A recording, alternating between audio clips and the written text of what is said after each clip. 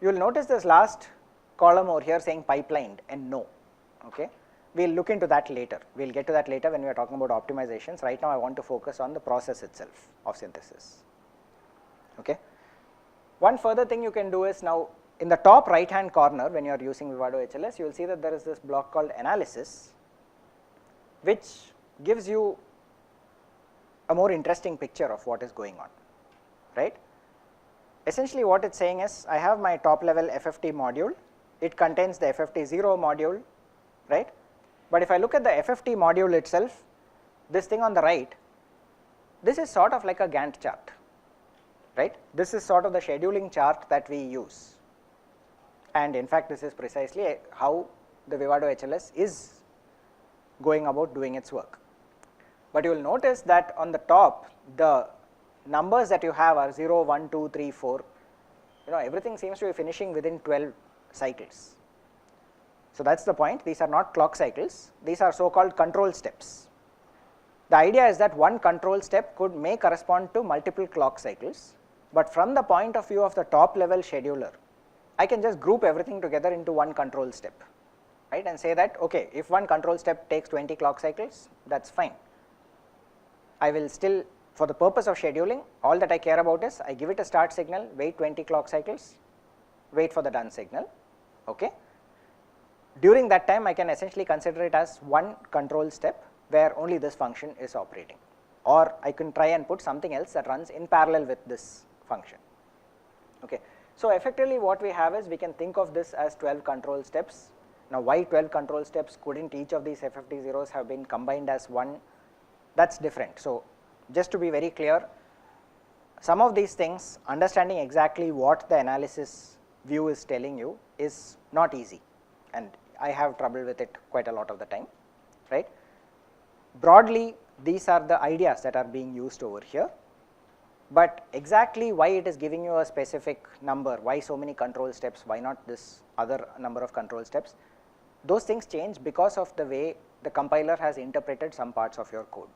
So they may not be entirely consistent each time, and understanding exactly what it is and translating that back into what you wrote may not always be 100% accurate. So use it with a pinch of salt. It is very valuable information that it is giving you in terms of what it has identified as the blocks that need to be scheduled and how the dependencies between them are being handled. But some of the things in terms of which lines of code got converted into which blocks, those things are essentially subject to how the compiler worked on it, right. So what you can do is, you can even go further inside the FFT0 function. You will find that there are a bunch of things that are being done over there.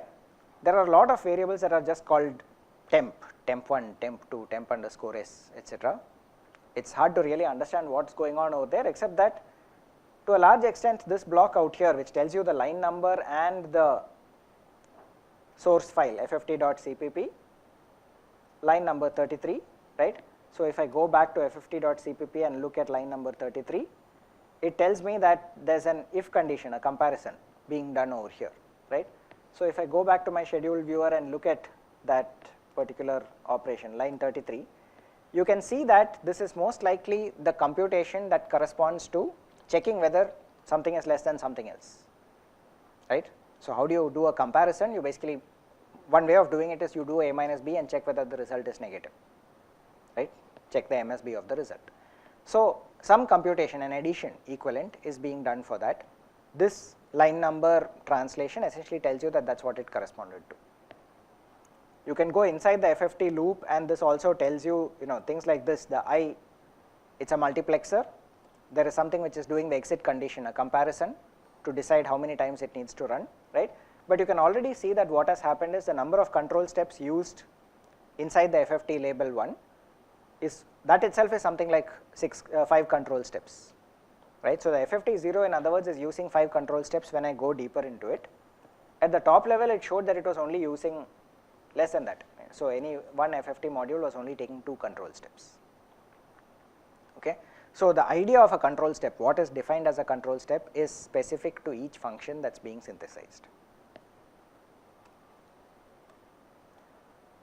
What this does tell you is the bit reversal is happening here. The interesting thing is you will notice that it seems to be happening in parallel with the FFT function, right. The reason for that you can sort of understand a little bit later as you go into it. Essentially all that it's saying is as and when the bit reversal is happening, the FFT0 function can also start, right, and it can start performing its computation. The only thing is only after that FFT bit reversal and FFT0 both of them have completed can the second FFT0 start, then the third one, fourth one, and finally the fifth one. Okay. So it chains them together one after the other. Let us go back to the synthesis perspective, that is where we look at our results over here. So the FFT0 module we saw is taking 81 clock cycles. Next thing of interest is the utilization estimates. And if I look at the utilization estimates, it is broadly divided into 4 classes. First is the BRAMs, how many block RAMs am I using, how many DSP48s, multiplier blocks, how many flip-flops, and how many lookup tables. Okay. So a lookup table can be thought of as the equivalent of a NAND gate or slightly more complex version of a NAND gate, right. So the number of lookup tables that is being used is roughly the gate count of the design. But the important thing to keep in mind is on FPGAs, 2 types of hardware that typically consume a large area in an ASIC design, namely the memory blocks and the multipliers, are available as custom hardware, right, as predefined blocks. So they do not contribute to your gate count, they do not contribute to your LUT count. Okay. So in this case what we find is there is a design that uses 4 DSP48 slices. Okay.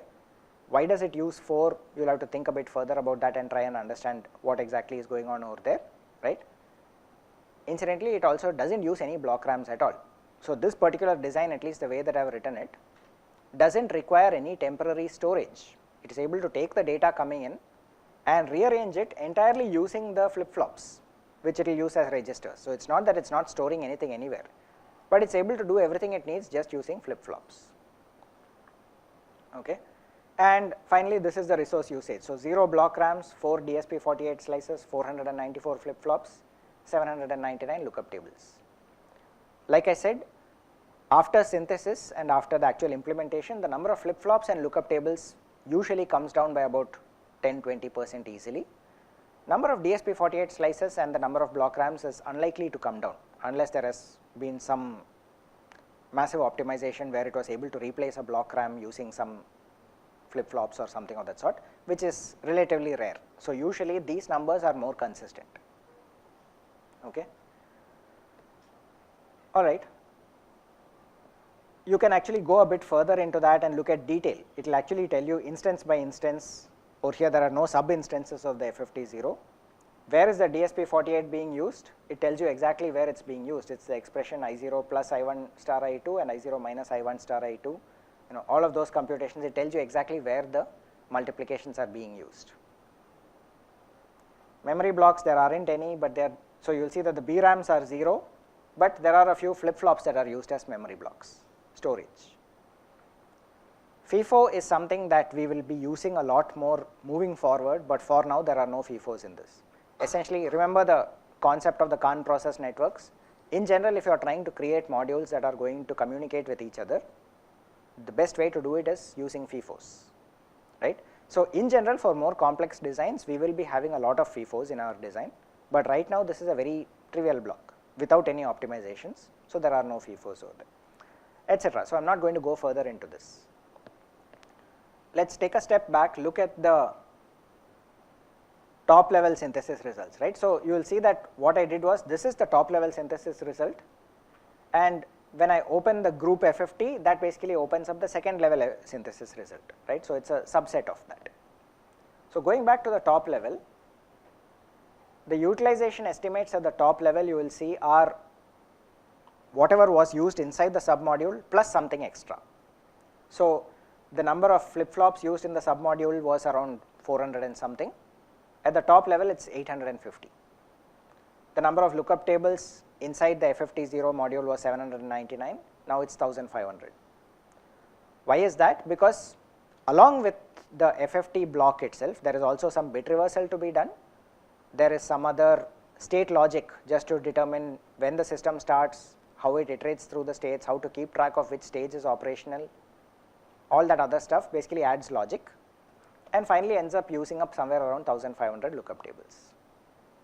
The number of block RAMs and number of DSP slices has not changed, because whatever I just mentioned, the state machines and so on, are just so called glue logic. There is no arithmetic computation or major storage of data going on there, right. So, they do not add to those parts.